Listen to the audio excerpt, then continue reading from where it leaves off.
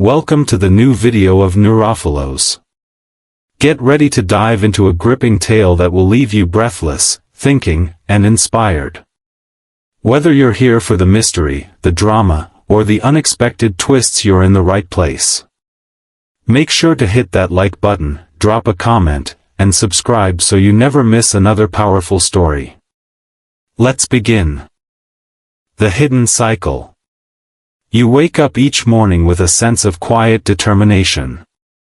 Today will be different, you tell yourself. The alarm clock rings, and for a moment, you feel a surge of clarity. You will resist the distractions, silence the temptations, and finally take control of your life. You promise yourself you won't scroll endlessly on your phone, won't waste hours on meaningless tasks, won't give in to the small vices that drain your strength. You assure yourself that this time, you will focus on what truly matters. But before you realize it, the pattern repeats itself. Hours slip through your fingers. You catch yourself procrastinating, numbing your mind with noise, seeking quick fixes of pleasure while avoiding the very things that demand your courage and attention. The day ends, and you lie in bed replaying it all with disappointment. You had sworn it would be different. And yet, here you are again. This cycle is invisible, yet it shapes your life. It is not merely a bad habit. It is not simply laziness or lack of motivation. No, what grips you is far more profound, far older, and far more powerful than your conscious will. It is a structure within the human psyche that repeats itself with merciless precision. A hidden loop that feeds on your energy, your dreams, and your vitality, all while convincing you that you are the one in control. You might think this is an exaggeration, but it is not. It is the reality Freud saw with brutal clarity more than a century ago. He recognized that human beings are not governed solely by the desire to live, grow, and flourish. Alongside that force of life exists another, equally strong, an impulse as ancient as existence itself. Freud called it Thanatos, the death drive. At first glance, this idea seems absurd. Why would anyone, even unconsciously, desire their own undoing? Yet when you look closer at the patterns of human behavior, the evidence becomes undeniable. You resolve to change but find yourself repeating the very actions that destroy you. You swear off harmful habits only to return to them with renewed intensity. You cling to toxic relationships, sabotage opportunities, procrastinate on dreams, and retreat into comforts that erode your spirit. If this were only a matter of willpower, you would have broken free by now. If intelligence or discipline were enough, you would not repeat these mistakes with such persistence. The truth is, your conscious will is only a small part of the story. Beneath it lies a darker force, one that resists life itself. And here is the perverse twist: the human brain has learned to transform this force of self-destruction into pleasure. Every time you indulge in a habit that deep down you know will harm you, your brain rewards you with a fleeting rush of dopamine. A small relief, a brief spark of enjoyment, a whisper of comfort. And so the cycle is reinforced again and again. What destroys you masquerades as what soothes you. But in the modern world, Thanatos does not reveal itself in obvious ways. It rarely appears as a conscious desire to die or as a clear wish for destruction. No, it hides behind seductive masks: distraction, compulsions, addictions, endless entertainment, constant noise. It whispers that you deserve another drink, another hour scrolling, another day of delay. It disguises itself in everyday habits so ordinary that you barely notice how corrosive they are. Think about it. How many times have you felt that internal resistance the moment you try to change? How often does a quiet voice inside you whisper, "It's not worth trying, you'll only fail again"? How often do you set out with determination only to find yourself pulled back into the same place you started? This is not weakness. It is not incompetence. It is the psyche itself divided, torn between two opposing forces. On one side is Eros, the drive toward life, creation, and growth. On the other is Thanatos, the impulse toward dissolution, escape, and nothingness. Every day, every decision, every temptation you face is shaped by the struggle between these two primordial currents. And this hidden cycle, is why you live trapped in repetition. It is why you sabotage yourself, even when you know the cost. It is why you continue down paths that you know will only harm you. Until you face it directly, you remain a prisoner to forces you do not understand. But awareness is the beginning. Once you see the cycle, you can no longer pretend it isn't there.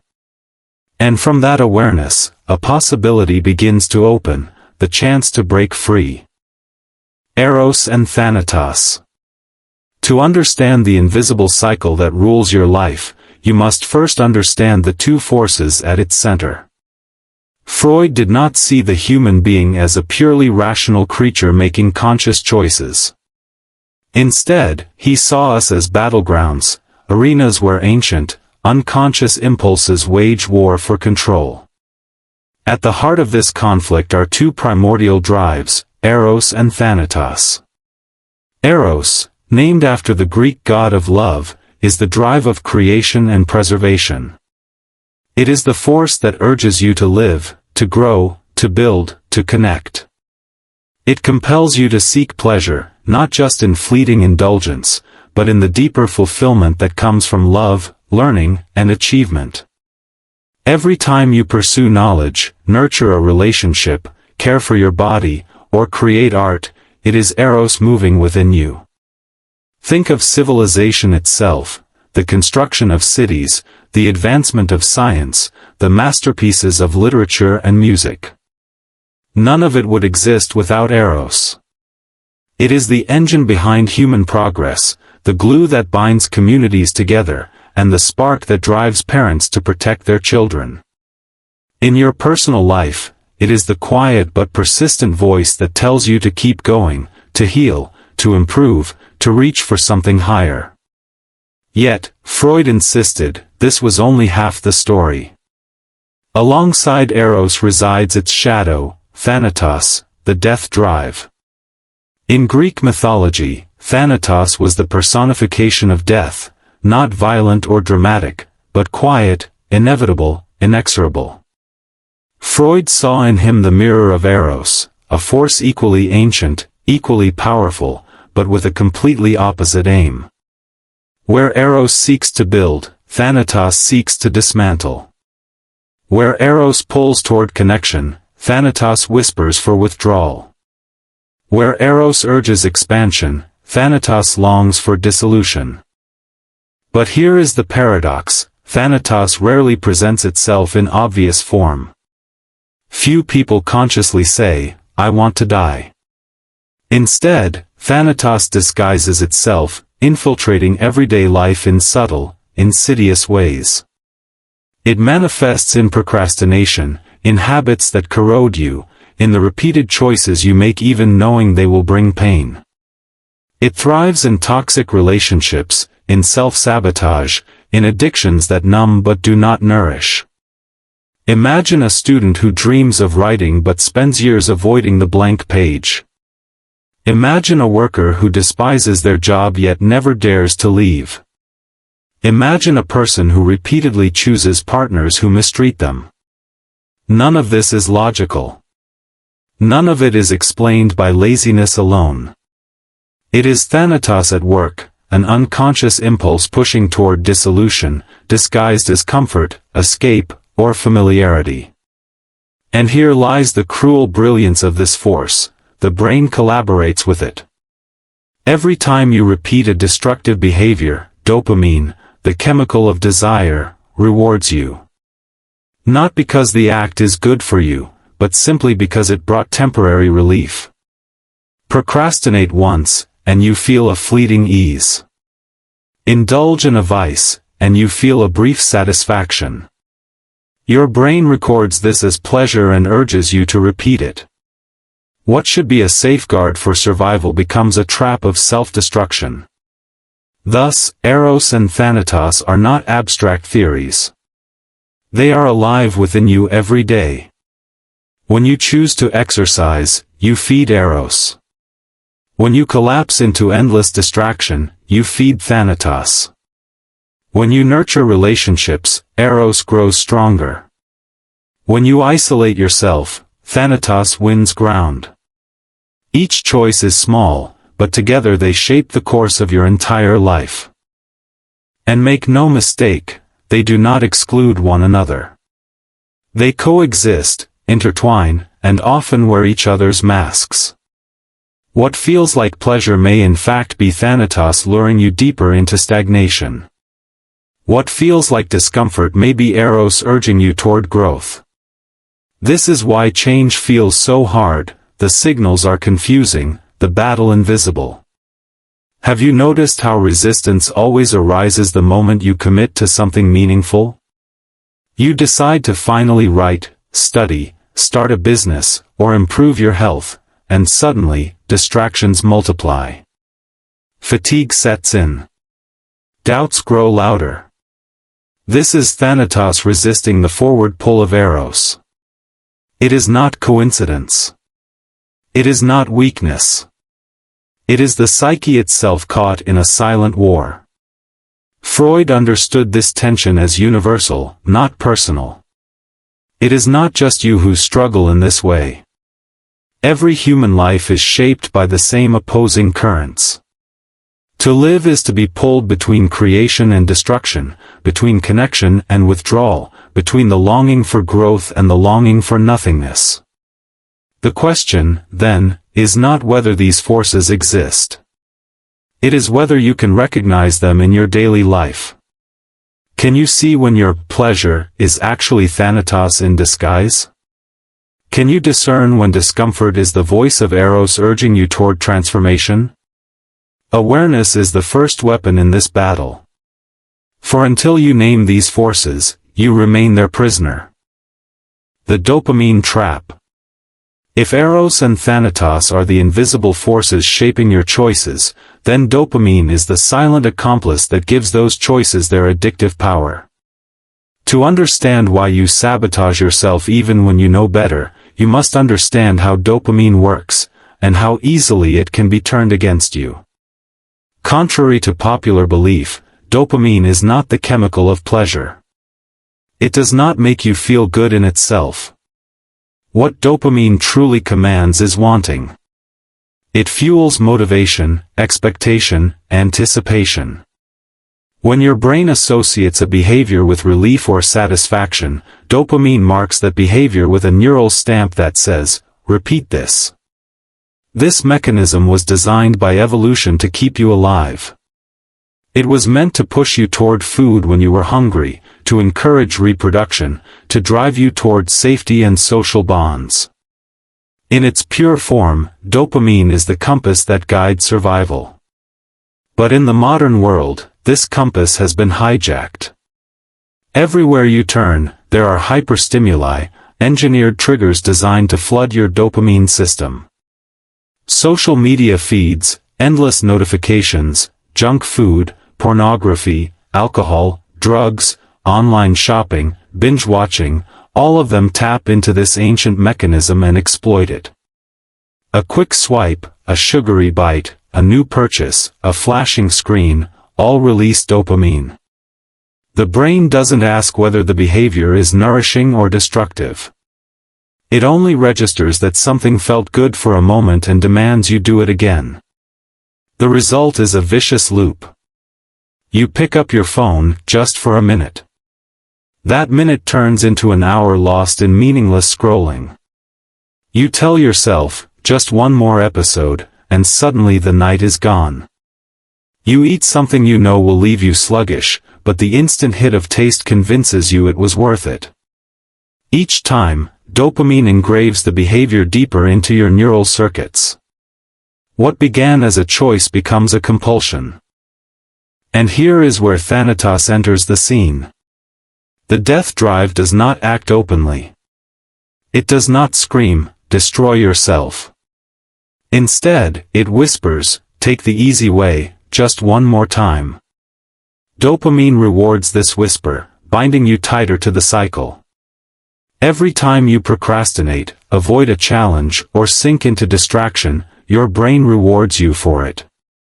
You feel temporary relief, but at the cost of long-term decline.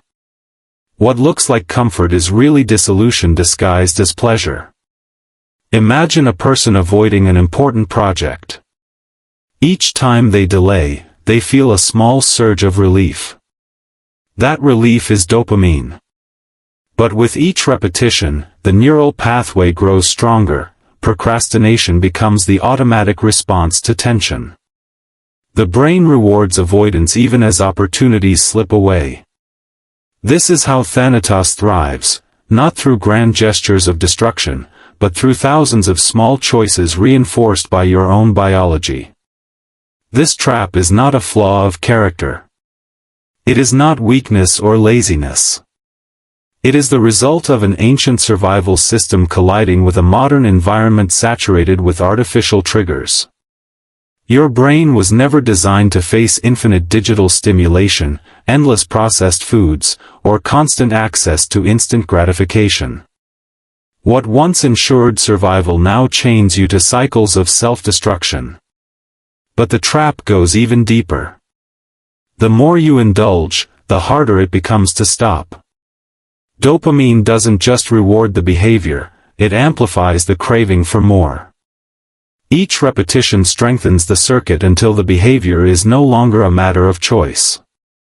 You don't simply want the distraction, you are compelled toward it. Your conscious will may resist, but the unconscious pull overwhelms it. Think of this carefully. Every time you feed a destructive pattern, you are not just repeating a habit, you are rewiring your brain to crave it more strongly next time. Thanatos does not need to conquer you in a single blow.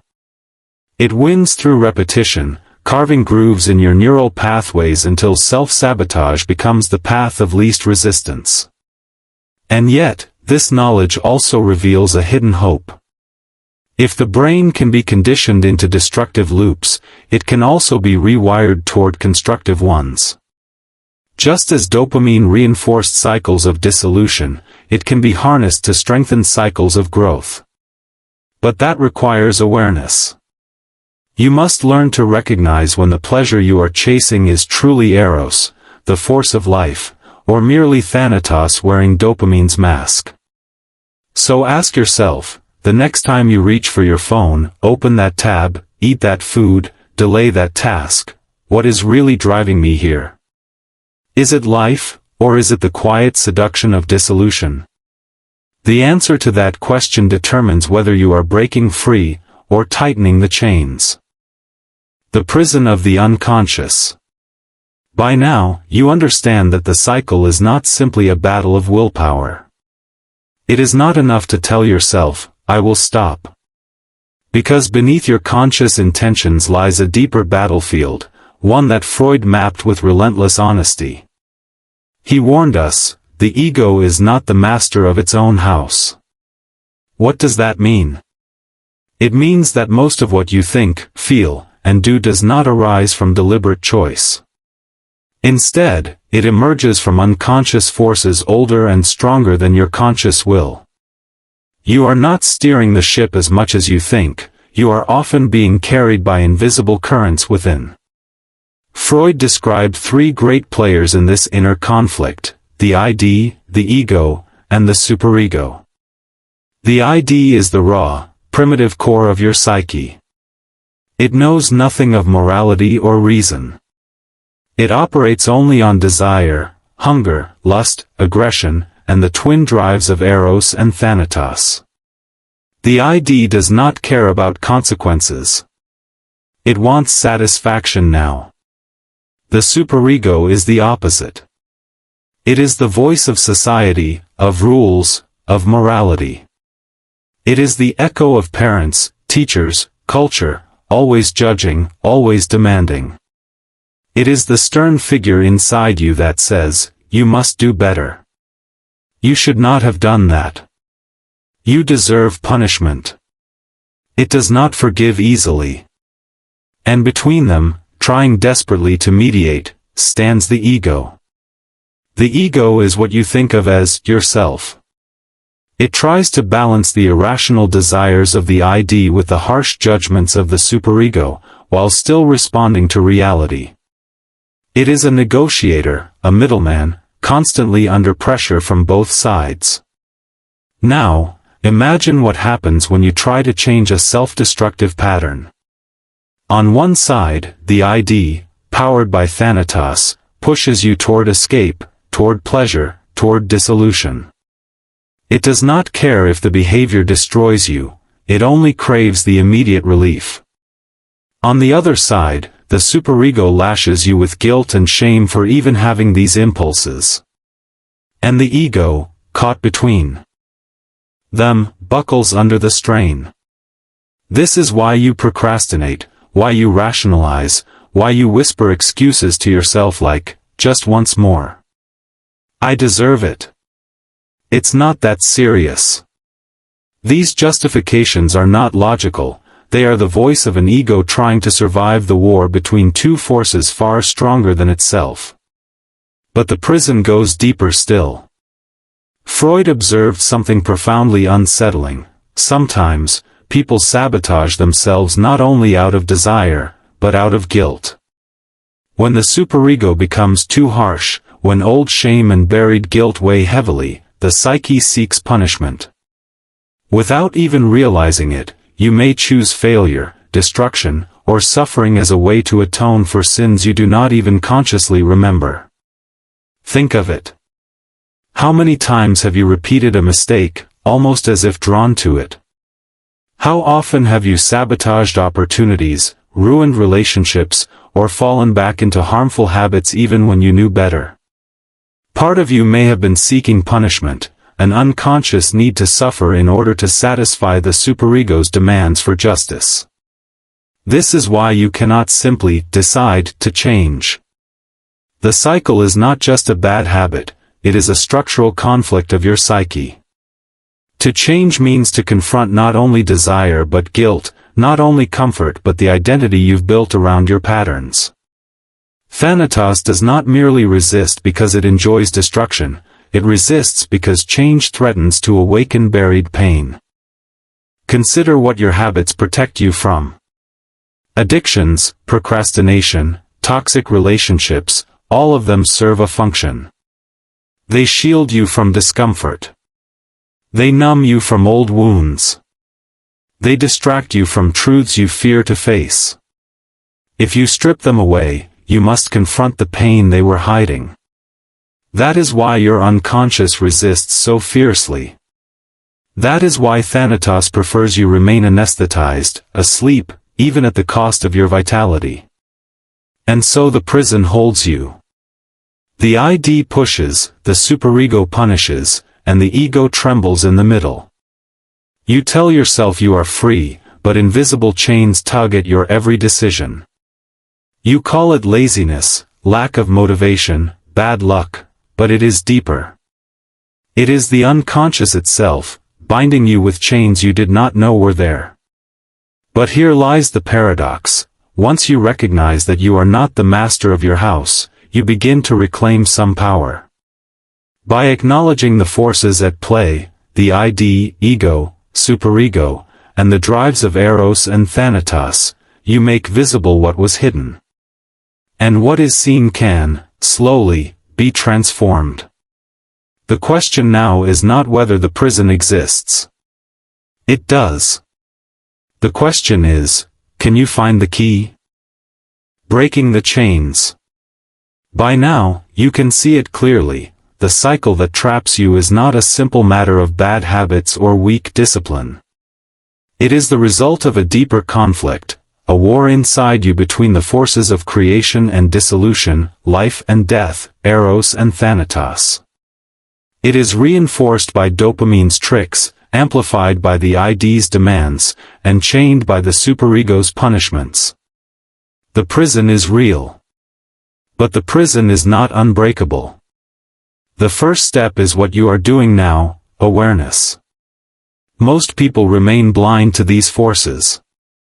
They believe procrastination is laziness, addiction is just lack of willpower, sabotage is bad luck. They never suspect that these patterns are the fingerprints of Thanatos disguised as comfort. Once you begin to see the pattern for what it is, you reclaim a measure of power. You cannot fight what you refuse to acknowledge. Awareness, however, is not enough. If all you do is notice, the cycle will continue. You must confront what lies beneath your self-destruction, the pain, the wounds, the repressed memories, the fears you have tried to bury. Your addictions, your distractions, your destructive patterns, they exist for a reason. They are shields, numbing you from what you do not want to feel. Breaking the cycle means taking those shields down. It means facing what you've avoided for years. This is why resistance feels so overwhelming. Each time you try to change, you are not only abandoning a habit, you are threatening to uncover the pain that habit was hiding. Thanatos resists not because it enjoys destruction, but because it fears the discomfort of confrontation. The voice that says, "Don't try, it's not worth it, you'll fail anyway," is the psyche's attempt to keep you safe from the pain of change. But here is the paradox: the very pain you are avoiding is the door to your freedom. When you face it, you strip it of its power. Shadows lose their grip once exposed to light. This is the heart of transformation, making the unconscious conscious, as Freud said, so that you are no longer its prisoner. Breaking the chains does not mean destroying Thanatos. That is impossible. The death drive is part of you, just as Eros is. To fight it blindly is to fight yourself. The path is not elimination but integration. You must recognize Thanatos when it arises, name it for what it is, and refuse to let it disguise itself as pleasure. Instead of fleeing from its presence, you must learn to channel its energy differently. How do you do this? By rebuilding your relationship with dopamine. The brain is plastic, it rewires through repetition. Every time you feed destructive behaviors, you strengthen their pathways. But every time you replace them with constructive ones, you weaken Thanatos's grip and strengthen Eros's pull. This is not achieved in one grand gesture, but through small, consistent choices, choosing exercise instead of escape, choosing creation instead of distraction, choosing connection instead of isolation. At first, these choices will feel uncomfortable. They will not bring the immediate relief that destructive habits do. But slowly, your brain begins to associate these actions with new forms of reward. Over time, the cycle shifts. What once pulled you down begins to lose its grip, and what once felt difficult becomes natural. Alongside new habits, you must also practice self-inquiry. Ask yourself daily, does what I am doing right now serve Eros or Thanatos? Is this building me or breaking me? Is this a step toward life, or toward dissolution? This question becomes your compass. Each honest answer brings clarity. Each act of awareness is a crack in the prison wall. And do not underestimate the importance of sharing this journey. Self-knowledge is not a path walked alone. When you speak your insights aloud, when you tell others of your struggles, when you listen to theirs, you create a field of strength. Isolation fuels Thanatos, connection strengthens Eros. By bringing your story into the open, you make the unconscious conscious not just for yourself, but for others. It will not be easy. The forces inside you are old and powerful. The prison does not dissolve overnight. But each act of awareness, each confrontation with your pain, each choice to serve life instead of death, loosens the chains. Slowly, you stop fleeing. You stop numbing. You begin to live, not in avoidance, but in courageous presence. And that is the key. The chains that bind you are invisible, but so too is the freedom waiting on the other side. Every moment you choose Eros over Thanatos, life over escape, you move closer to breaking them. You may stumble. You may fall. But each time you rise again, the prison walls grow weaker. In the end, the question is simple, though the answer is not: will you continue to repeat the cycle, or will you confront it? Will you remain asleep, or will you dare to wake? The choice is yours. And it begins now.